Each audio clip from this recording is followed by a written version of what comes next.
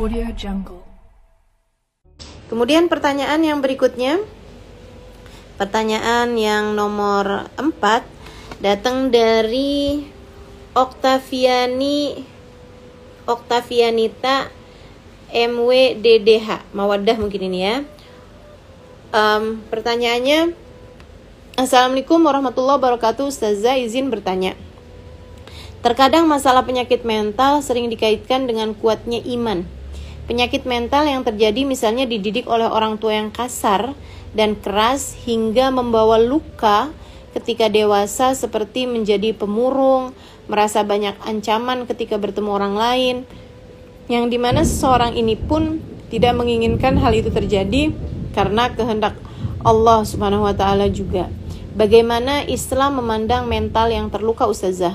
Syukron Ustazah, jazakillah khairan katsira. Teman-teman, saya beberapa tahun yang lalu membahas mengenai surat Yusuf. Kalau teman-teman ingat, itu saya pernah bikin live streaming gitu ya. Kita bersama-sama membahas surat Yusuf. Saya jadikan sebagai materi kajian online waktu itu. Dan di sana kita bisa tahu bahwa Nabiullah Yusuf itu Allah Subhanahu wa ta'ala memberikan kepadanya berbagai macam trauma di masa kecil, berbagai macam hal-hal yang traumatik di masa kecil yang seharusnya menjadikan Nabi Yusuf itu orang dengan tingkat kestabilan mental yang sangat terganggu. Seharusnya. Terlepas dari bagaimana Nabi Yusuf adalah seorang nabinya Allah yang memang pastinya terjaga ya, seorang yang maksum. Akan tetapi di surat tersebut juga mengajarkan kepada kita tentang bagaimana seseorang bisa terhindar dari trauma meskipun orang tersebut itu terhindar dari trauma sehingga menjadikannya terbebas dari berbagai macam penyakit mental ya.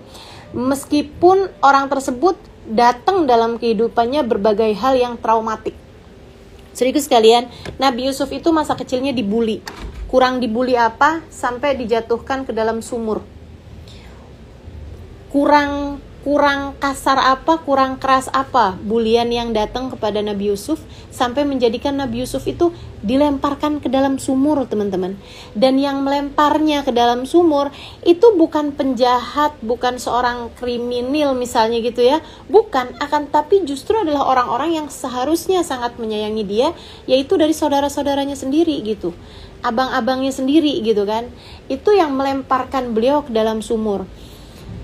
Saudara sekalian, ini nih kalau misalnya kisahnya Nabi Yusuf ini terjadi kepada orang yang tidak beriman kepada Allah Subhanahu wa ta'ala, yang gak kenal Allah Subhanahu wa ta'ala, itu tuh akan pantas sekali untuk membuat Nabi Yusuf adalah orang dengan kecurigaan sangat penuh kepada orang lain. Saudara gua aja bisa ngelempar gua ke dalam sumur gitu kan, pastilah dia akan menjadi orang dengan luka batin yang sangat-sangat kejam gitu di dalam hatinya kan. Abisnya itu Nabi Yusuf berada di dalam sumur, teman-teman, tempat gelap, sangat menakutkan, sangat dingin begitu ya.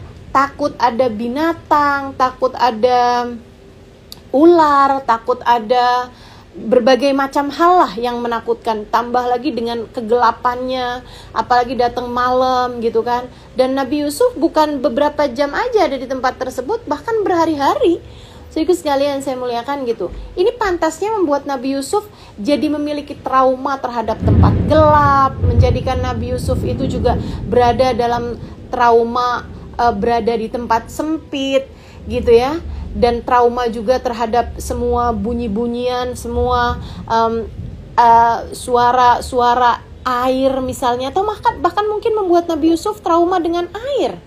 Saudaraku sekalian saya muliakan. Abis itu Nabi Yusuf kemudian diangkat sama orang, dijual gitu, kena perdagangan manusia gitu ya, sampai menjadikan beliau yang asalnya adalah anak seorang laki-laki yang sangat terpandang, yaitu nabinya Allah Subhanahu wa ta'ala, itu malah kemudian menjadikan beliau seorang budak belian yang dijual orang gitu, yang dijual di pasar lah, istilahnya seperti itu.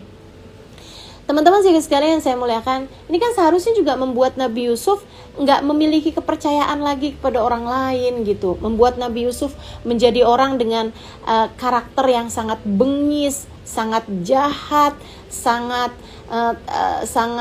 memiliki ketakutan begitu kan ya.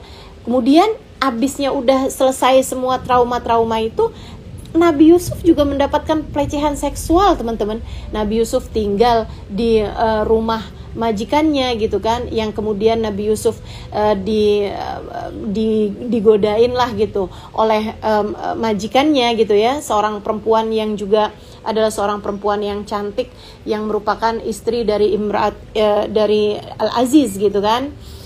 Nah, saudaraku sekalian saya muliakan, bersama dengan semua nih jenis traumanya Nabi Yusuf gitu. Nabi Yusuf pada akhirnya lihat bagaimana Allah Subhanahu wa taala menjadikan Nabi Yusuf adalah seseorang yang luar biasa sehat mentalnya, luar biasa terdidik jiwanya, luar biasa bercahaya ruhnya. Kenapa gitu? Karena Nabi Yusuf dalam segala keadaan tidak pernah jauh dari Allah Tuhannya. Karena Nabi Yusuf dalam segala keadaan tidak pernah jauh dari Allah Tuhannya. Dan Nabi Yusuf tahu bahwa apapun keadaannya, Allah Subhanahu wa taala senantiasa bersamanya. Nabi Yusuf paham bahwa Allah senantiasa bersamanya. Ini teman-teman saudaraku sekalian yang harus jadi pegangan kita nih dalam menghadapi berbagai macam ketakutan kita, trauma di masa kecil kita, keadaan kita seperti apapun. Nah, ini yang harus kita pegang gitu kan. Lah Ustazah, kenyataannya kan memang masalah mental illness ini nggak selalu terkait sama iman. Teman-teman saudaraku sekalian, menurut saya selalu terkait tentang iman, selalu terkait dengan iman, tentang perasaan dekat dengan Allah, merasakan kehadiran Allah Subhanahu wa taala. Itu adalah sesuatu hal yang akan selalu terkait dengan urusan mental illness ini, teman-teman saudara sekalian. Nah, cuman masalahnya kesalahkaprahan di masyarakat kita itu memandang bahwa iman itu sekedar urusan sholat, gitu ya. Sholat nggak pernah sekedar, tapi maksud saya orang banyak yang kayak gini loh. Kalau ada orang kemudian jadi kayak kena mental gitu ya, kena sakit-sakit yang sekarang banyak deh gitu, kayak bipolar lah, skizofrenia lah, atau mood swing lah, atau apapun gitu yang banyak kena kepada orang-orang zaman sekarang. Itu selalu ngaitkannya dengan yang kamu kurang sholat sih, kamu kurang baca zikir sih, nih Quran nih kamu baca nih gitu. Enggak hal-hal yang seperti itu gitu. Maksud saya begini nih, mental illness itu adalah penyakit jiwa. Jadi masalahnya itu ada pada jiwa, masalahnya itu ada pada hati gitu. Hati itu kaitannya dengan iman, teman-teman saudara sekalian, merasakan kehadiran Allah dalam kehidupan seseorang. Jadi kalau misalnya kamu tanya sama saya gitu kan, Ustazah gimana caranya untuk kita bisa mendapatkan keimanan gitu? Bukan dengan, yaudah kalau gitu kamu cepetan sholat, yaudah kalau gitu kamu cepetan baca Al-Quran gitu. Yang kamunya sendiri nggak paham sholat itu apa, dalam artian bacaannya, artinya, kesadaran sholat, moral sholat itu apa. Kemudian Al-Quran yang kamu baca, kamu gak paham makna-maknanya, kamu gak paham penjelasannya. Gak gitu caranya, teman-teman. Iman bukan itu. Iman bukan zohir. Iman adalah perkara batin. Iman bukan soal raga. Iman adalah soal jiwa. Kenali Allah. Gimana caranya kenali Allah? Datang kepada orang-orang yang kenal sama Allah. Ngaji sama orang-orang yang kenal sama Allah. Dengerin kajian dari orang-orang yang kenal sama Allah. Teman-teman, 124.000 sahabat, gak ada yang kena mental. Saya tinggal di kota Tarim, miskin orangnya. Teman-teman saudara sekalian, miskin orangnya. Kehidupan yang sangat-sangat miskin. Bahkan mereka kena perang gitu kan, tahun 2013.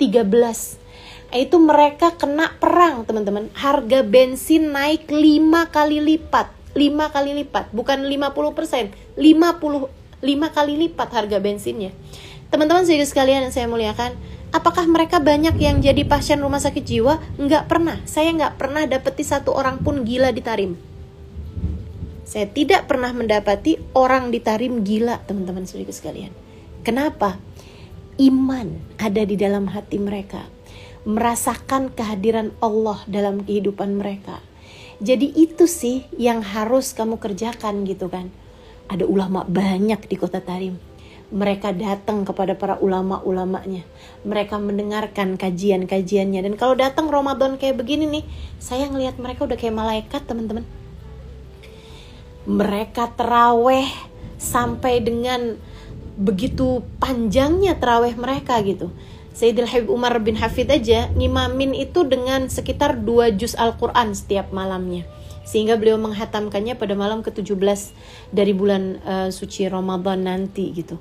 Sehingga sekalian yang saya muliakan, dan masjid-masjid semuanya ibadah gitu kan. Orang mengerjakan ibadah udah kayak orang doyan gitu. Kayak orang di sini party sampai pagi tuh teman-teman. Nah itu mereka tuh ibadah kayak begitu di bulan suci Ramadan gitu. Antara Quran, antara zikir, antara sholat, antara dengerin kajian, antara i'tikaf, antara terus seperti itu. Subhanallah, hati mereka bercahaya. Mereka diperkenalkan tentang Allah. Mereka tahu bahwa hidup mereka gak pernah sendirian. Mereka kenal kasih sayang Allah. Dan ketika kasih sayang Allah, kasih sayang Rasulullah, syafaat Nabi Muhammad masuk ke dalam tungku hati seseorang, ia akan penuh. Sehingga hatinya yang sisa hanyalah kasih sayang. Sehingga isi hatinya hanyalah kasih sayang. Dan orang-orang yang seperti ini, ketika dia jadi jomblo, dia akan jadi jomblo happy. Ketika dia jadi istri, jadi pasangan happy dan bisa membahagiakan pasangannya.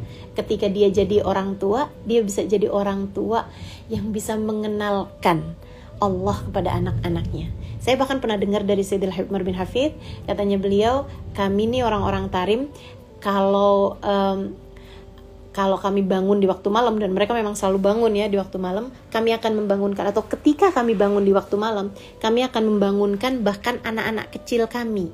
Maksudnya orang di Tarim itu kalau bangun malam nih, nggak bulan Ramadan ya, bulan hari-hari biasa gitu, kalau bangun tahajud 3:30 gitu kan, jam 4 gitu misalnya, nah itu mereka akan membangunkan anak-anaknya, bahkan yang bayi-bayi sekalipun teman-teman, walaupun buat main gitu, mereka bangunkan walaupun buat dikasih susu, dikasih mainan gitu. Kenapa?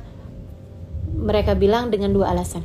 Yang pertama, agar anak kami terbiasa untuk merasakan rahmatnya Allah yang turun di jam-jam yang seperti ini, sehingga mereka terbiasa bangun di jam-jam yang seperti itu. Mereka akan terbiasa tahajud, mereka akan terbiasa menikmati malam bersama dengan Allah. Kemudian yang keduanya, dan ini luar biasa banget ya, agar rahmat Allah yang turun pada jam-jam yang seperti itu turun termasuk juga kepada anak-anak kami. Anak-anak kita pun juga diturunkan rahmatnya Allah yang turun pada sepertiga malam yang terakhir.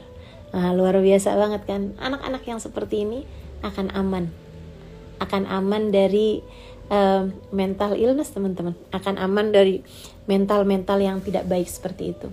Nah Ustazah, kalau kita sekarang nih udah terlanjur nih Ustazah, hidup dengan memang membawa trauma-trauma di masa kecil, karena orang tua kami yang kasar, orang tua kami yang keras mendidik kami gitu, dan kemudian kami juga tidak mendapati seperti yang Ustazah sampaikan tadi, seseorang yang membuat kami kenal kepada Rahman Rahimnya Allah.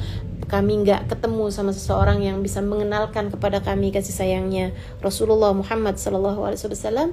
Ini bagaimana nih kami mengobati luka-luka, trauma-trauma kami di masa kecil ini? Kami nggak ingin sebagai seseorang yang tergores akan menggoreskan luka kepada orang-orang lainnya gitu.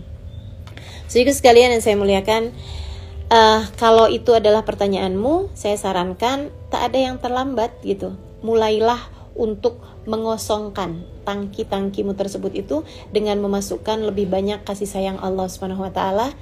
Ngajilah.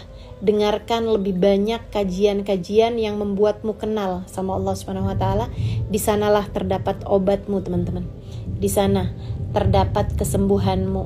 Di sana terdapat penawar untuk racun-racun yang sekarang ini sudah ada di dalam hatimu gitu.